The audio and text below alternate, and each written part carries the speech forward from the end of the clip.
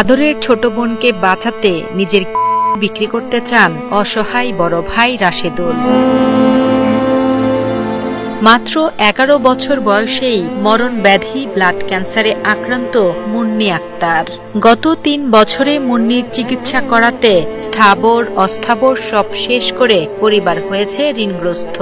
এখন অবস্থা এতটাই খারাপ যে বৃদ্ধ বাবা মাও বাধ্য হয়ে কাজ করছেন অন্যের বাড়িতে।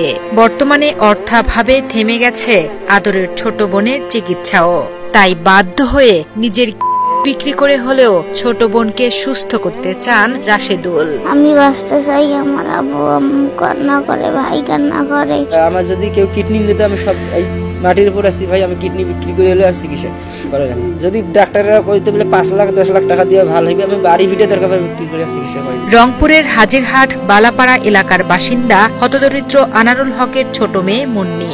বর্তমানে পরিবারের একমাত্র উপার্জনক্ষম ব্যক্তি মুন্নির বড় ভাই রাশেদুল ইসলাম।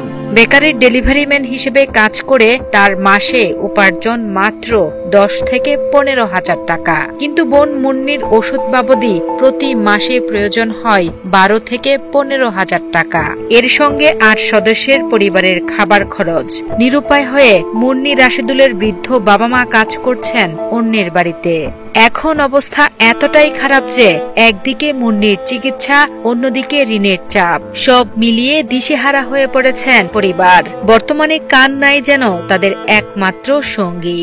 যখন ওষুধটা আনে তখন মনে করেন 2-3 দিন মতো না খেয়ে থাকি। আমার ইনকামে মাসে 10-15,000 টাকা করি। আমার মা মনে করো মানুষের বাড়িতে কাজ কাম করে, আমার আব্বা মনে করো মানুষের কাজ কাম করিয়ে যা জটমট করে আমাকে দেয়, আমি যা নিয়ে আসি। আমি যে ইনকামাই করি এর পেছনে ঢালতে সব শেষ। আমি মনে করো একটা ছেলে মেয়েদের কিছু নিয়ে দিতে পারিনি। চিকিৎসকের পরামর্শ অনুযায়ী মুন্নির উন্নত চিকিৎসার জন্য দ্রুত তাকে নিতে হবে ঢাকা ক্যান্সার হাসপাতালে অথবা বিদেশে। তবে তার জন্য প্রয়োজন অনেক টাকার, যা এই দরিদ্র পরিবারটির পক্ষে একেবারেই সম্ভব নয়।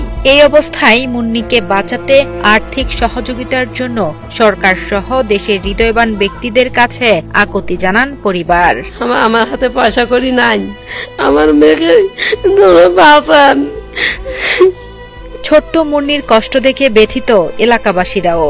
তাকে বাঁচাতে সমাজের বিত্তবানদের অসহায় এই পরিবারটির পাশে দাঁড়ানোর আবেদন জানান তারা। বাচ্চাটা এত টাকা পয়সা খরচ করছে, এখন নাই, কিচ্ছু নাই, তার শূন্য। বাচ্চাটা খুব সুন্দর, বাচ্চাটা কিভাবে চিকিৎসা করবে? হয়তো ঢাকা নিয়ে যদি সরকার কিছু যদি সাহায্য করত, আর যদি কিছু লোক সাহায্য করতো বাইরে, তাহলে বাচ্চাটা বাঁচত। এত টাকা গরিব মানুষ কোথায় পাবে? তাই তো এমনি শূন্য হয়ে গেছে। গ্রামবাসী কিছু সাহায্য করছে।